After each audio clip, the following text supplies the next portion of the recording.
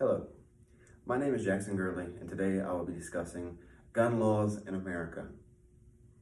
As I begin, everyone has had some kind of contact with a gun or something that has been involved in their life to do with something to do with firearms. And that is why I think today is a good topic to discuss this. And just because you've never owned one, whether you have or not, does not mean you have not been affected.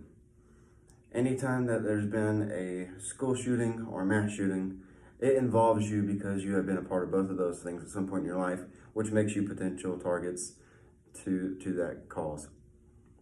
Just because there's been bad things like that, though, doesn't mean that guns are a bad thing.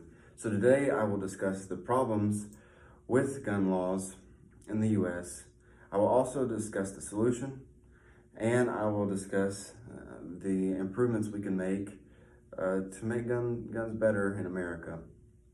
So I have gone over this topic, and I believe this is the best thing to talk about for me because I have been involved with guns before. My father has owned them before and legally, and it has been something that he has taught her to respect, and it can be something enjoyable, whether it's just shooting with the family or enjoying something like that. Hunting's fun, and it makes memories.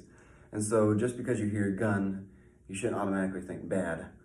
It depends on the perspective you have of it. And today I'm trying to persuade you to look at it in a different light. If you're for guns, great. If you're not for guns, that's great too.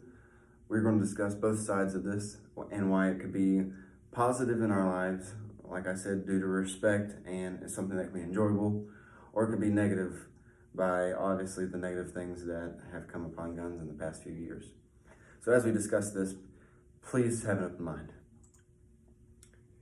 The problems with guns. We'll start out with the problems because that's a big thing. In 2017, the CDC did a statistic testing on gun violence in America. And here's a chart here that shows that 60% of gun violence in America is due to suicide. Someone taking their lives for a reason that I think is better than living, which is super sad. This little yellow corner, sorry, I didn't mean to do that. This little yellow corner is homicide, which is 37% of gun violence in America. And this little gray one right here is 3%, which is all other kinds, which has to do with police officers getting involved or some kind of accident that happened. Nothing intentional normally.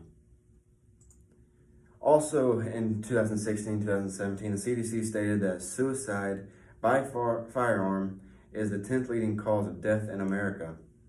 The U.S. is 32nd in highest death rates in America due to gun violence. It's the 32nd in the world. And here's a chart showing that number 1 is heart disease, 2nd is cancer.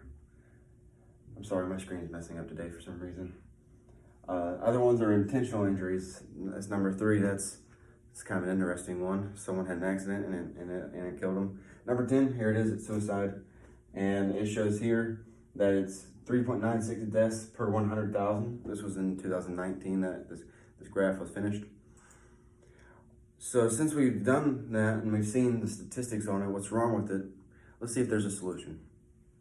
Most people think when they think of a solution for guns, they think take them away. If you take them away, that will solve the problem. I don't believe that, and here's why. In Chicago, 289 people have been killed this year. That's 16 more than last year. In New York, there's been 634 shootings in 2020 compared with 394 in the same period in 2019. Both of these have strict gun laws, preventing people from having them in Chicago or New York City, and they still have big numbers, especially for a city. In California, they have the strictest laws in America.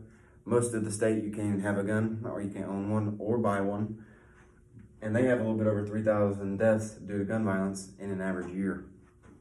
And if you know the population of California is the biggest state in America, so that's a big population. But any death is sad, and especially if it's over 3,000. Also, another reason I think we should not get rid of guns is because it's our right. It's the Second Amendment, and that is a well-regulated militia being necessary to security of a free state, the right of the people to keep and bear arms shall not be infringed. That's that last part that most people don't talk about. And that's saying that it is completely wrong and against our Constitution to take the people's guns. And so those past three places, the Chicago, New York, and California statistics, they've all taken their guns away. And that still causes problems because bad people don't care about the law. So if we can't just take people's guns and see results, what are we going to do? What actions can we take? We can do background checks. We can do mental health evaluations. We can do age accountability. And we can have better parents or parents' responsibility.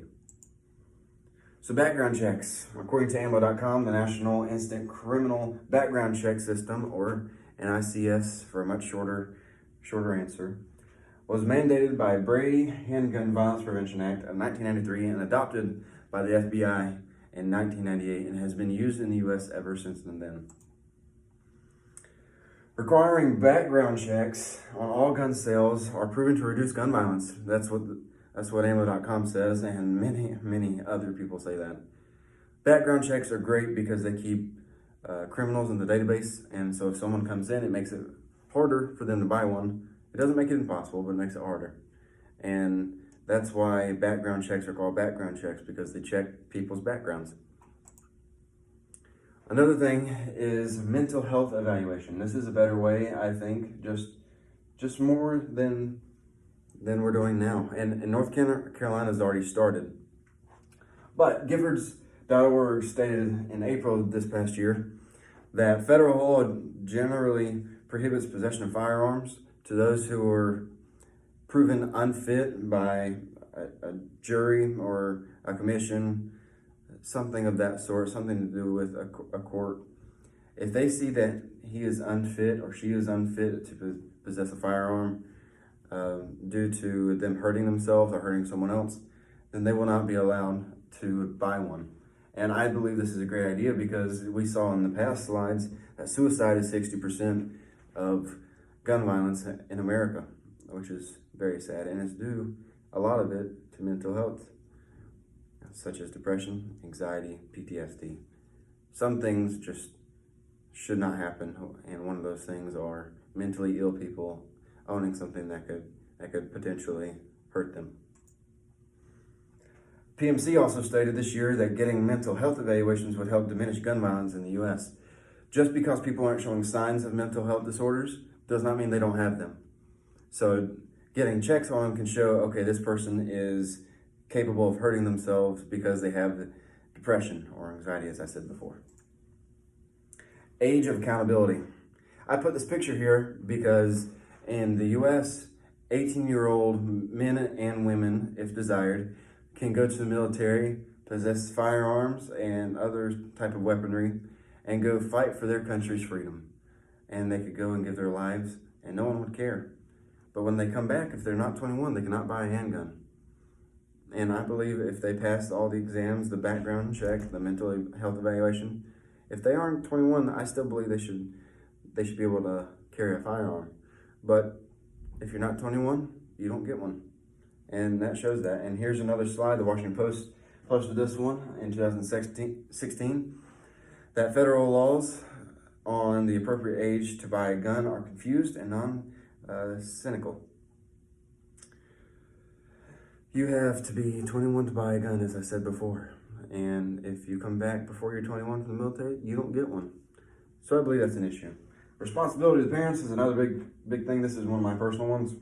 I think not raising your kids right or abusing them or not caring for them like you should can cause problems. And it is proven that families with fatherless children or motherless children are more likely to become a part of the judicial system due to criminal activity. Improvements we can make.